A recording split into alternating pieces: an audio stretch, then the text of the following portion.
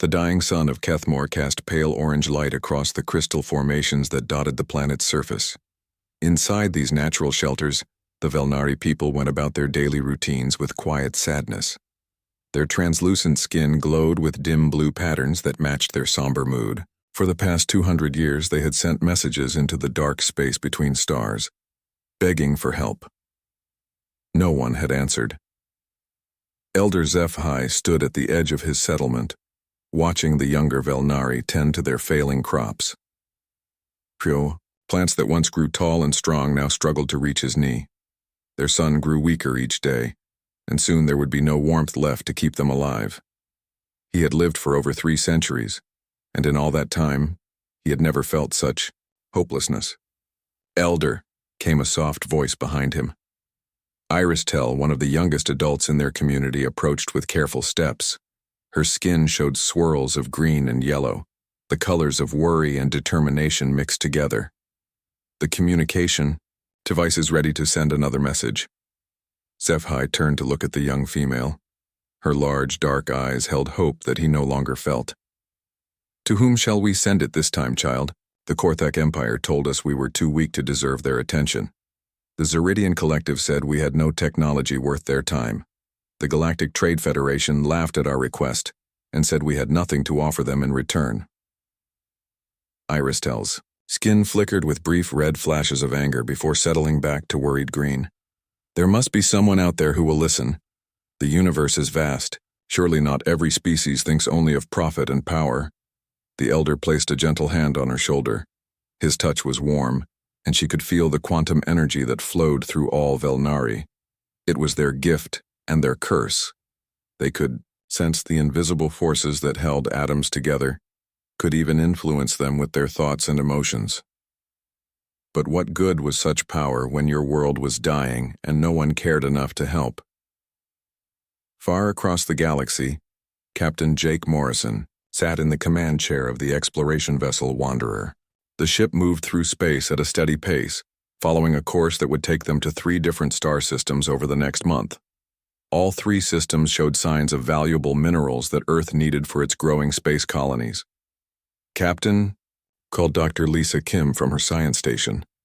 The Korean-American woman frowned at her display screen. "I'm picking up some unusual energy readings from a system about 2 light-years off our planned route." Morrison swiveled his chair to face her. He was a tall man with brown hair and kind eyes that had seen many strange things during his years exploring space. "What kind of energy readings?" "It looks like communication signals, but they're very old. Some of them might be decades old, just bouncing around in space." Lisa adjusted her instruments and listened through her headphones. "Wait, there's something newer. A signal that was sent just a few hours ago." The captain stood and walked over to her station. "Can you tell what it says?" "It's not in any language our computers recognize, but the pattern suggests it's a distress call. Someone is asking for help." Lisa looked up at Morrison with concern in her dark eyes. "The signal is coming from a system that's not on any of our star charts. It's way out in the outer rim where most species don't bother to explore." Morrison thought for a moment. Their mission was to survey the 3 mineral-rich systems and return to Earth with their findings. Command would not be happy if they took a detour to investigate unknown signals from the edge of known space. But something about this situation bothered him. If someone was calling for help, shouldn't they at least try to answer? "Set a course for the source of that signal," he ordered. His first officer, Commander Ryan Foster, looked up from his station with surprise. "Sir, that will add at least a week to our mission. Earth Command is expecting us back on schedule." "Earth Command can wait," Morrison replied firmly. "If someone needs help, we're going to help them. That's what humans do." 2 days later, the Wanderer dropped out of faster-than-light travel at the edge of the Kethmore system. What they saw made the entire crew gather at the viewing windows in amazement. The planet below was covered in massive crystal formations that rose from the surface like frozen lightning. These crystals caught and reflected the weak light of the dying sun, creating a display of colors that seemed almost magical. "My God," whispered Lisa Kim as she studied her scanner readings. "Captain, there are life signs down there. Lots of them. And the crystal formations aren't natural, they're cities. Morrison ordered the ship to move into orbit around Kethmore. As they got closer, they could see that the crystals were indeed inhabited. Beings moved between the structures, and gardens had been carved into the rock between the crystal towers. Everything looked peaceful, but also sad somehow. "The atmosphere is breathable for humans," reported Foster. "Temperature is a bit cold, but nothing our environmental suits can't handle. Should I prepare a landing party?" "Yes, but keep it small, just you, me, Dr. Kim, and 2 security officers. We don't want to frighten anyone." Morrison paused and looked at the beautiful crystal city below. "And Ryan, tell the security team to keep their weapons powered down. These people have been asking for help for decades. The last thing they need is to think we're here to hurt them." An hour later, the small landing craft touched down in a clear area near the largest crystal formation. As the humans stepped out of their craft, they saw dozens of Velnari approaching slowly. The aliens were tall and graceful, moving with a fluid motion that reminded Morrison of dancers. Their skin was like colored glass, shifting through different hues as they walked closer. Elder HFY led the group of Velnari. His skin showed deep purple patterns that the humans would later learn meant great age and wisdom. He stopped about 10 feet away from the humans and spoke in his own language, his voice like musical notes floating on the wind. Dr. Kim quickly activated her universal translator device. The machine hummed for a few seconds as it analyzed the alien speech patterns. Then, in a slightly mechanical voice, it spoke in English. "Welcome, strangers from the stars. I am HFY, elder of this settlement. Are you here to help us, or are you here to tell us once again that we are not worth saving?" Morrison stepped forward and removed his helmet, showing his face to the alien leader. "My name is Jake Morrison. We received your distress signals and came to see if we could help. What's wrong? What do you need?" HFY's skin flickered with colors that seemed to indicate surprise and hope. Behind him, other Velnari began to show similar patterns. Iris Tell stepped forward, her skin bright with excitement. "Our sun is dying," HFY explained through the translator. "Each year it grows weaker. Our crops fail. Our people grow fewer. We have asked many species for help, but all have refused. They say we have nothing to offer in return for their aid." Morrison looked up at the pale sun hanging in the alien sky. Even he could tell it was not burning as brightly as it should. "How long do you have?" "Perhaps 50 of your years, maybe less," the elder replied sadly. "When the sun dies completely, so do we." The human captain looked around at the crystal city, at the gardens carved from stone, at the graceful beings who had built this peaceful civilization. He thought about all the species who had ignored their calls for help. He thought about Earth's own history, about times when people had turned away from those who needed assistance. "Well," Morrison said with a smile, "it's a good thing we humans are pretty stubborn when it comes to helping people. Dr. Kim, start recording everything. I want a full report on the situation here. Commander Foster, contact the Wanderer and tell them to prepare a detailed message for Earth Command. We're going to need a lot more help than what one exploration ship can provide." HFY's skin exploded with bright gold patterns of joy and relief. Around him, other Velnari began to show similar colors. For the first time in centuries, they had found someone who was willing to listen. 3 weeks after discovering the Velnari, Captain Morrison stood in the main conference room of Earth Space Command headquarters.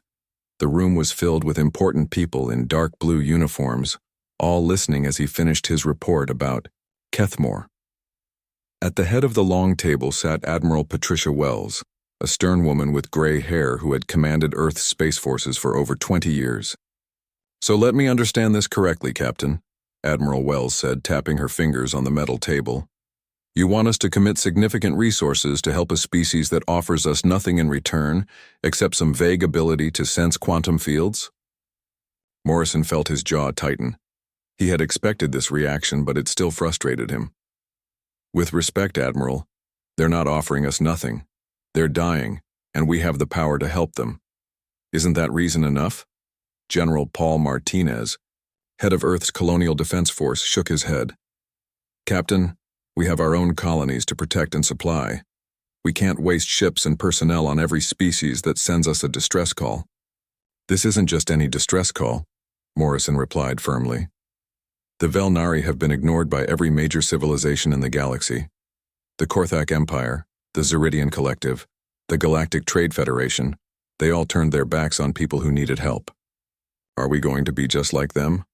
A new voice spoke up from the back of the room.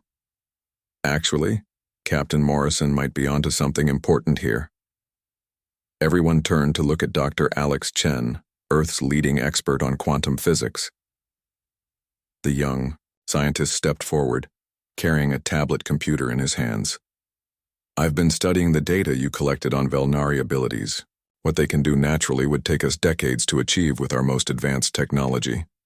Admiral Wells raised an eyebrow. Explain. Dr. Chen activated his tablet, and a holographic display appeared above the conference table. The Velnari can sense and manipulate quantum fields with their minds. They think it's just part of their normal spiritual practices, but what they're actually doing is controlling the fundamental forces that hold matter together.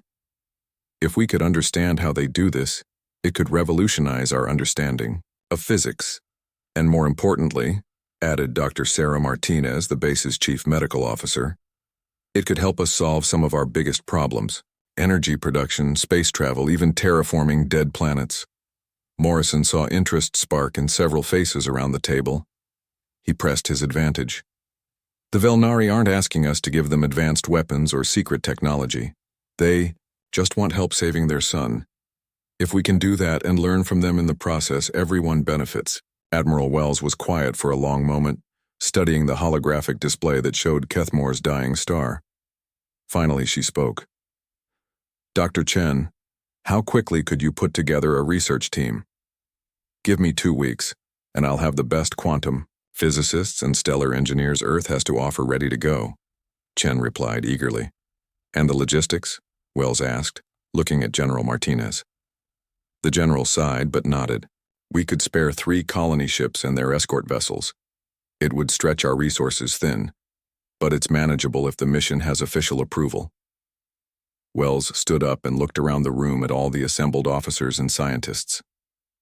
I'm going to recommend to the Earth Council that we authorize this mission, not because we expect to gain something from it, but because it's the right thing to do. Captain Morrison, you'll continue to command the Wanderer, but you'll be working with a much larger fleet.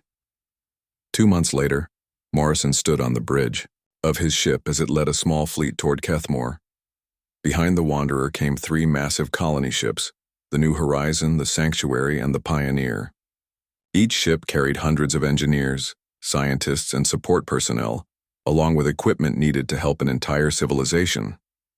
Dr. Chen had set up his laboratory on the New Horizon and spent most of his time studying the quantum field, readings they had recorded during their first visit to Kethmore. Dr. Sarah Martinez worked on understanding Velnari biology, trying to figure out how their bodies could naturally do things that required massive machines for humans to accomplish. Colonel Diana Price commanded the military escort ships that traveled with the colony vessels. She was a tough woman who had fought in several conflicts with hostile alien species, but she had volunteered for this mission because she believed in its purpose. It's nice to use our ships to help people instead of fighting them, she had told Morrison during one of their planning meetings. Engineer Ryan Foster, now promoted to chief engineer for the entire mission, had spent weeks designing equipment that he hoped could help stabilize Kethmore's dying son. His team worked around the clock, building devices that had never been tested but represented humanity's best hope of saving an entire world. When the human fleet arrived at Kethmore, they found the Velnari waiting for them. Elder HFY and hundreds of his people had gathered in the largest crystal formation to welcome their unexpected saviors. The old alien's skin glowed with patterns of gold and silver that Dr. Martinez had learned meant deep gratitude and joy. But the humans were not the only ones who had noticed their arrival. As Morrison's fleet settled into orbit around Kethmore, warning signals began flashing on every ship's control panel. Captain, called his communications officer, we're being hailed by a Korthak battlecruiser. They're demanding to speak with you immediately. Morrison grimaced. The Korthak were one of the most aggressive species in the galaxy, and they controlled a large area of space not far from Kethmore. Put them through. The main viewing screen flickered, and the fearsome face of a Korthak commander appeared. The alien looked like a cross between a lizard and a shark, with rows of sharp teeth and cold yellow eyes. When he spoke, his voice was harsh and threatening. "Human vessel, I am Commander Vexthul of the Korthak Empire. You are wasting your time and resources on a species that has no value. The Velnari are weak and dying. They have nothing to offer anyone. Leave the system immediately or face the consequences." Morrison stepped closer to the screen, meeting the alien commander's stare without flinching. "Commander Vexthul, we're here on a humanitarian mission. We're not threatening anyone or taking anything that doesn't belong to us. We're just trying to help people who need help." The Korthak commander's expression twisted into what might have been a smile, showing even more of his sharp teeth. "Humans and your foolish emotions. You spend resources on worthless creatures while your own colonies struggle to survive. This is why your species will never be truly powerful." "Maybe," Morrison replied calmly. "But at least we'll be able to look at ourselves in the mirror. Can you say the same?" Vexthul's yellow eyes flashed with anger. "You have been warned, human. The Korthak Empire has no patience for fools who waste time on genetic dead ends. We will be watching you." The transmission ended, leaving Morrison staring at a blank screen. Around him, his crew waited tensely for orders. "Colonel Price," Morrison said into his communication device. "I want all escort ships on high alert. It looks like we might have more problems than just a dying star to deal with." Down on Kethmore's surface, Elder Zephi felt the quantum disturbances caused by the Korthak ship's powerful engines. The old Velnari's skin flickered with patterns of worry and fear. He had hoped that the humans' arrival would bring only good things to his people. Now he wondered if their saviors might have brought danger as well. But as he watched human shuttles beginning to land near his city, carrying people who had traveled across the galaxy just to help his dying world, Zephi decided that some risks were worth taking. For the first time in centuries, his people had hope. Whatever came next, they would face it together with their new human friends. The message from the Galactic Trade Federation arrived 3 days after the human fleet had begun setting up their base on Kethmore. Captain Morrison read it twice before calling an emergency meeting with his senior staff. The words on the screen made his anger rise with each sentence. "They're cutting off all trade with Earth," Morrison announced to the assembled officers. "The Federation says we're wasting valuable resources on a worthless species, and they don't want to do business with people who make such poor decisions." Dr. Chen looked up from his research tablet with concern. "Captain, that's going to hurt Earth's economy badly. We depend on Federation trade routes for a lot of our supplies." Colonel Price slammed her fist on the table. "Those greedy insects care more about profit than saving lives.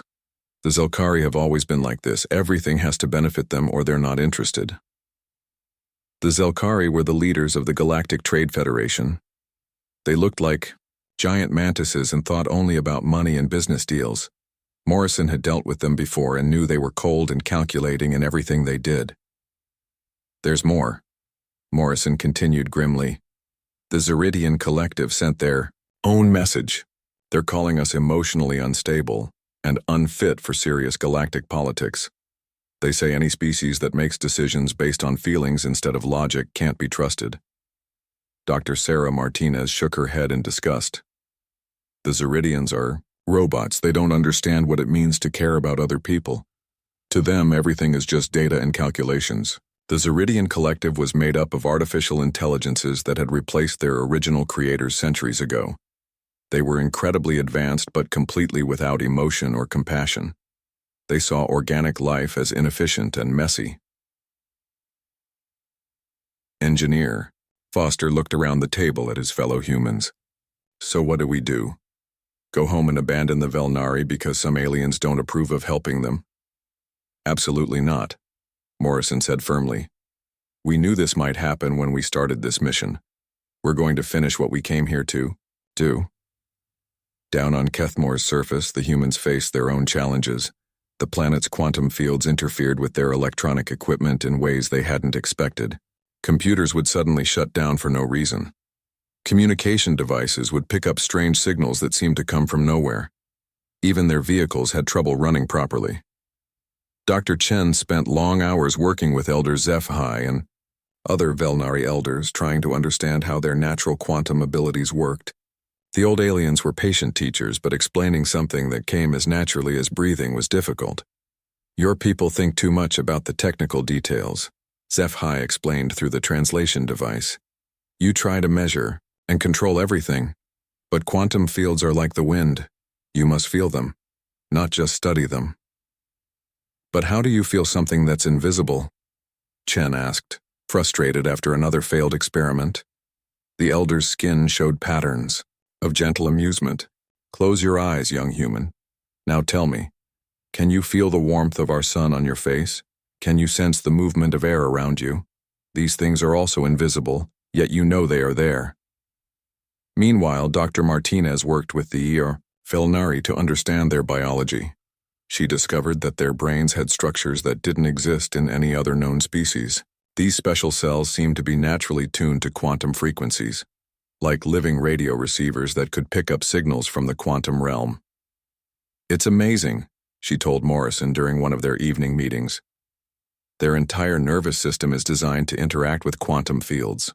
They're not just sensitive to these forces, they're part of them in a way that no other species has achieved. But not all the Velnari were happy about the human presence on their world. Some of the younger aliens, led by a female named Iris Tell, began to express doubts about whether the humans could really help them. Look around you, Iris Tell said to a gathering of her peers. The humans have been here for weeks, and what have they accomplished? Their machines break down because of our quantum fields. They don't understand our abilities. Maybe the other species were right. Maybe we really are beyond help. Her words spread doubt among some of the Velnari, especially those who had lived their entire lives expecting disappointment. They had heard so many promises from other species over the centuries, all of which had come to nothing. Elder HFY tried to calm these fears, but he could see the worry in his people's glowing skin patterns. The humans meant well, but good intentions alone might not be enough to save a dying world. The breakthrough came on a quiet evening when Dr. Chen was working alone in his laboratory. He had been trying for days to create a device that could amplify quantum fields the way the Velnari did naturally. Every attempt had failed, usually ending with burnt circuits and frustrated cursing. This time, instead of trying to build a machine to control quantum forces, he decided to try something different. He built a device that would work with quantum fields instead of trying to dominate them. The key was learning to cooperate rather than control. When he activated the new device, something wonderful happened. The quantum fields around it began to pulse in harmony with the natural rhythms of Kethmore itself. The machine wasn't forcing the quantum forces to obey. It was dancing with them. Chen rushed to find Elder HFY and showed him the working device. The old Velnari's skin lit up with brilliant gold patterns of excitement and hope. Yes, HFY said, his voice filled with joy. This is how it should be done. You have learned to listen to the quantum song instead of trying to shout over it. Working together, Chen and the Velnari elders began to develop new technologies that combined human engineering with Velnari quantum sensitivity. The results were incredible. They created power sources that could tap directly into quantum energy.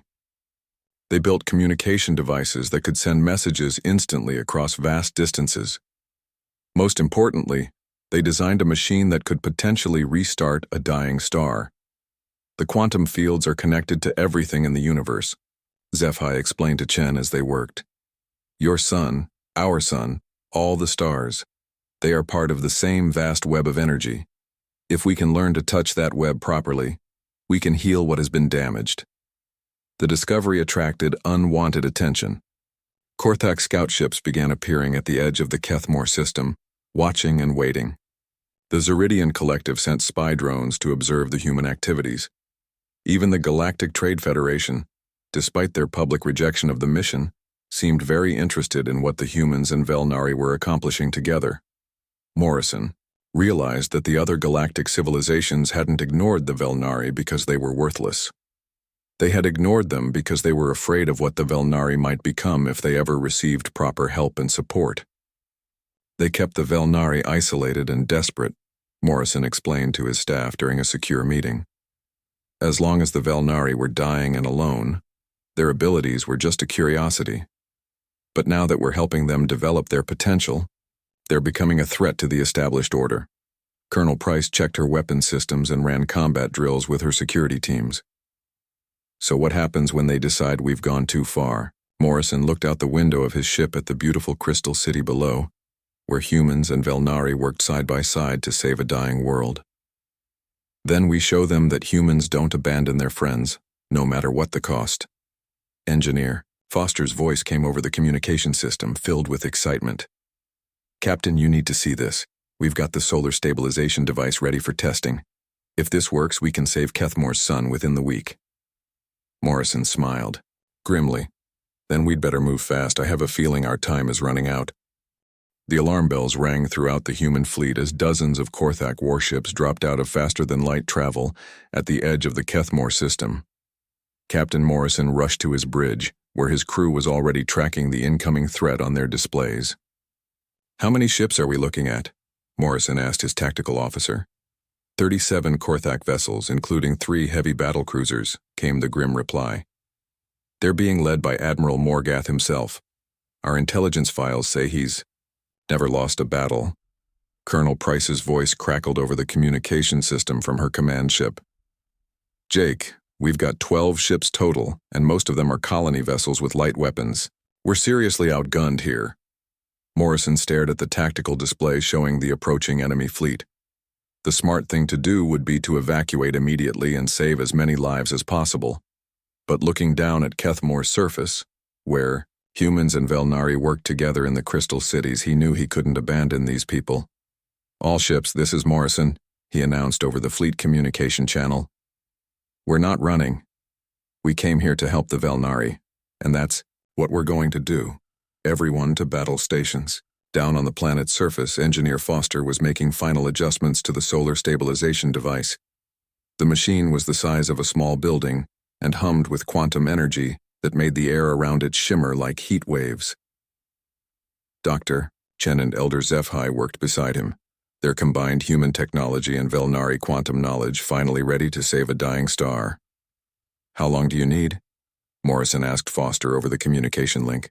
Give me 20 minutes to complete the startup sequence, Foster replied, sweat dripping down his face as he worked frantically with the alien controls. Once we activate it, the process should take about an hour to fully stabilize the sun. You've got it, Morrison promised, though he wasn't sure how he could keep that promise against such overwhelming odds. The Korthak fleet moved into attack formation, their weapons charging with deadly energy.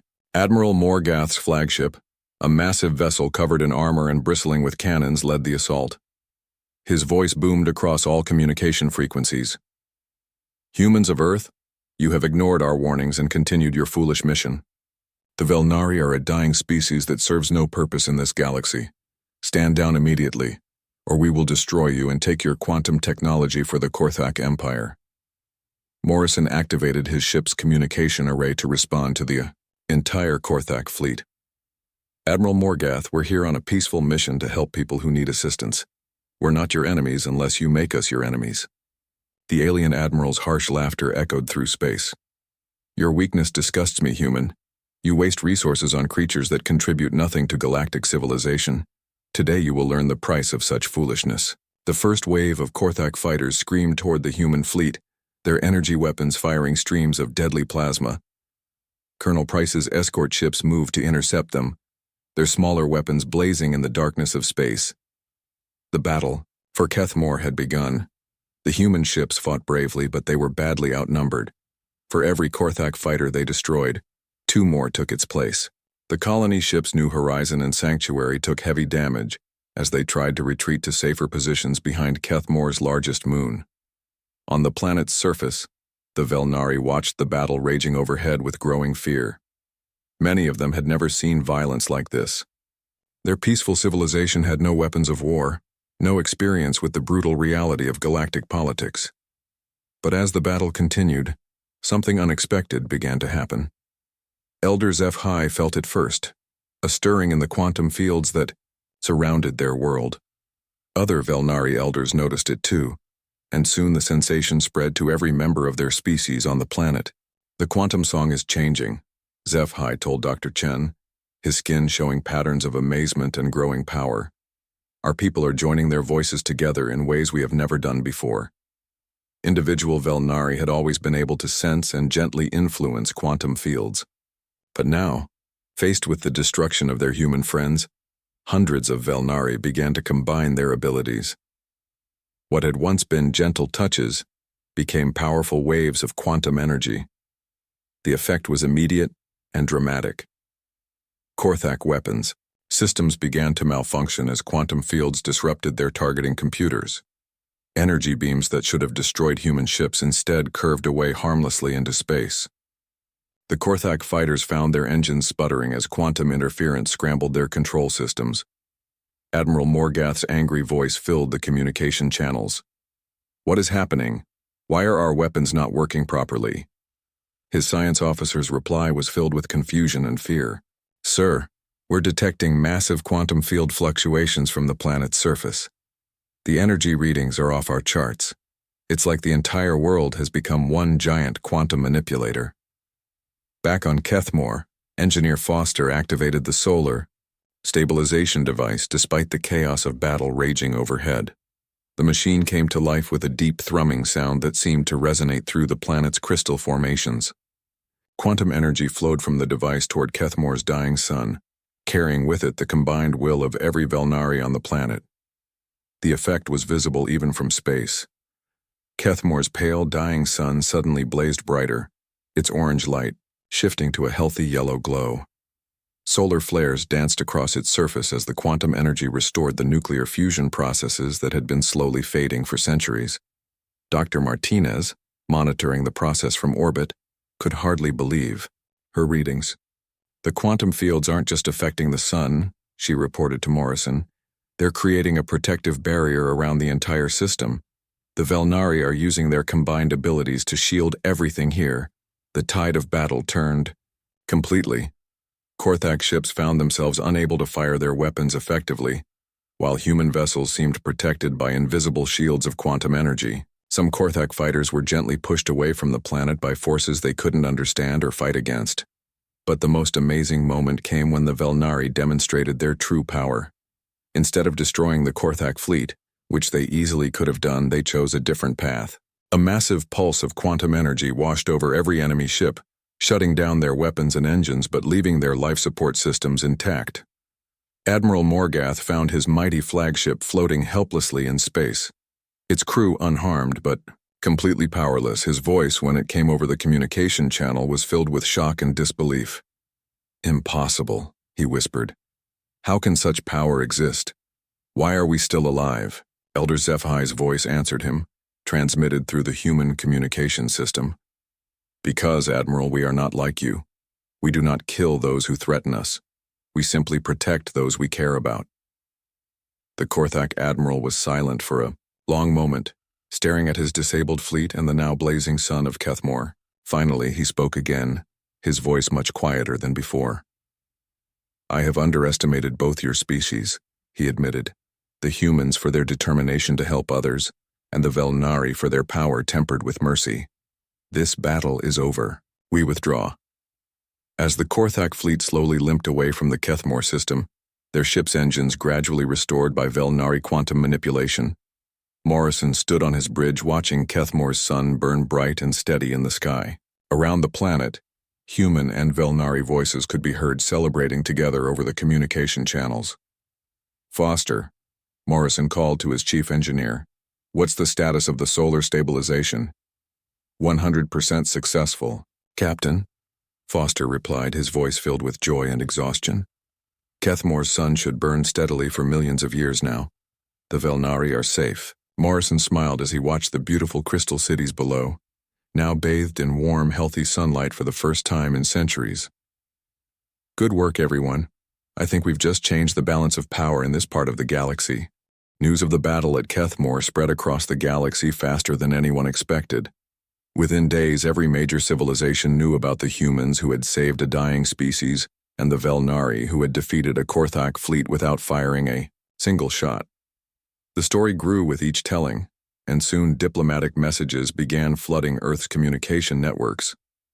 Captain Morrison, now promoted to Admiral Morrison, stood in his new office aboard the orbital station that humans and Velnari had built together above Kethmore. Through the large windows he could see both human ships and graceful Velnari crystal vessels moving peacefully through space. It was a sight that still amazed him after 6 months. Admiral called his assistant, Lieutenant Kate Johnson, as she entered the office carrying a stack of message tablets. "We've received 47 new requests for diplomatic meetings this week. The Zeridian Collective wants to discuss technology sharing. The Galactic Trade Federation is offering us exclusive trade deals. Even some species we've never heard of are asking to meet with us." Morrison shook his head with a tired smile. It's funny how quickly everyone's attitude changed once they realized what the Velnari could actually do. 6 months ago, these same civilizations were calling us fools for helping them. Dr. Chen entered the office, his face glowing with excitement.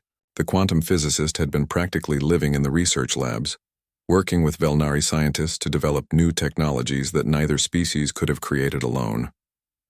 "Jake, you have to see what we've accomplished today," Chen said, activating a holographic display above Morrison's desk.